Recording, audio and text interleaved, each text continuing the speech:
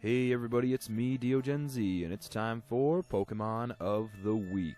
This week, we're going to explore the Kalos region even further to find a kingly poke, Aegislash, or I suppose Aegislash. I really do think it's better sounding Aegislash, so we're going to keep it that way. And why is it kingly? Well, it's got the King's Shield stance, and it's a very cool poke because it initiates form change within its battle depending on its style. So, of course, its only ability that you can find is Stance Change, otherwise these two forms wouldn't be accessible. It would be interesting, however, to see a variation of this poke in Dream World that was either stuck in its Blade form or Shield form, and then had some ability like Levitate, because that would aid this poke greatly and disable its ground weakness. Another interesting thing about this one is its Steel Ghost. I don't believe that we've seen this kind of type combination until the Kalos region, so it's pretty cool just from a novelty standpoint to have on your team. As far as where it would land in the tiers, I'm guessing that it would be UU. Most likely. Judging on Bronzong's placement, I would say this thing would be UU. Now, interestingly, it doesn't keep its base stats the way that they are. Now, yes, you start out on the field in Shield form, and those stats are true. However, as soon as you make a move to be offensive, so as soon as you use an attacking move like Iron Head, Aegislash will switch to the Blade form, and all those defensive stats will swap with the attack stats. So in its Blade form, attack and special attack become 150, and defense and special defense turn into 50. And what's beautiful about this is it won't react to any sort of status changing move you're trying to do, any sort of stat alterations that you want to set up before you do an onslaught of murder onto your opponent's team. And this is why this Pokemon is so cool. It can play defense or offense quite easily based on which moves you use first. So the tactic to play with this poke, after you've maxed out its physical attack and its health points, this way it has a lot to play around with, and especially if you include Head Smash, because that takes a lot of health in recoil from Aegislash.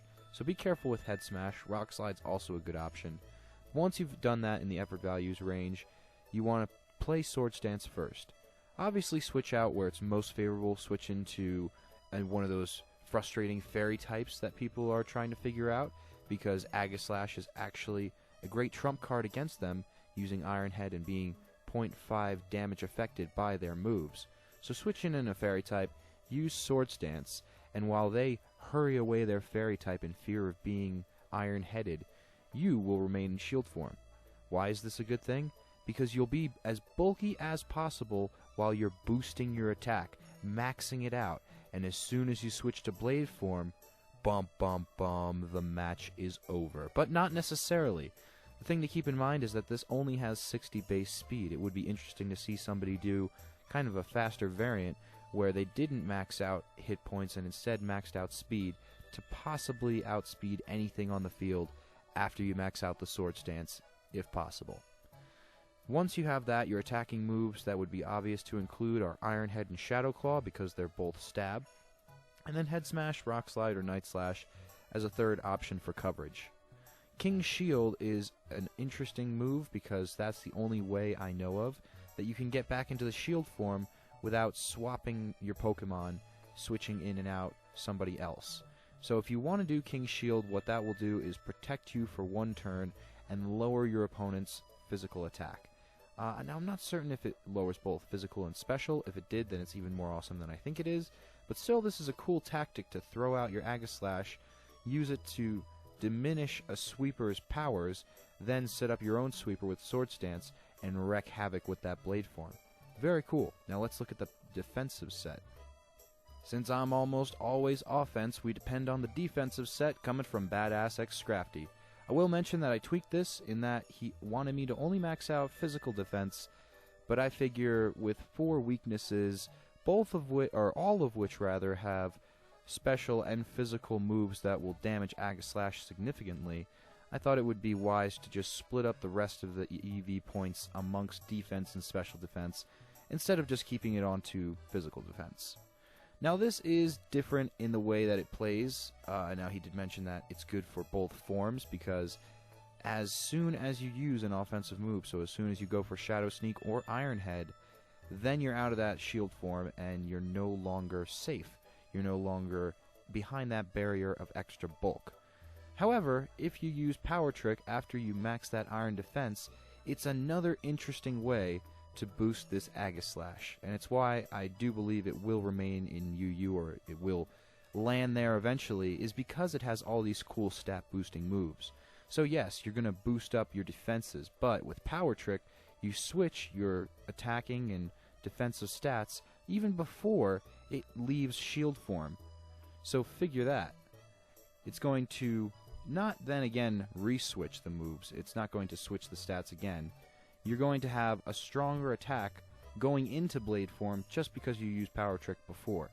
However, since you will be swapping out your defenses, making yourself exposed for a moment, it's a good thing to include Shadow Sneak on this set, getting the 1-up in priority over most pokes, so long as they're not using a 1-up in priority move over you. And then, of course, Iron Head to include as the other stab. So, in this case, it's kind of like having an Aqua Jet stab, in that it's weak, it's a 40 base move, ghost type attack, but it will be guaranteed to get the jump on your opponent if they're not prepared with their own priority move. And Badass X Crafty also mentioned that the Focus Band is a good thing to include, and it came in handy many times for him.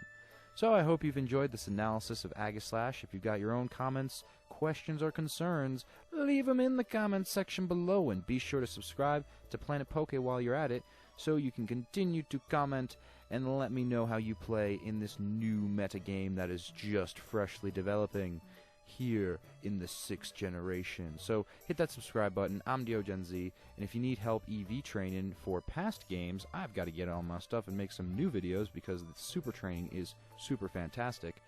Then you can click on my channel, youtube.com/DeoGenZ, and effort value expertise will assist. See you next week.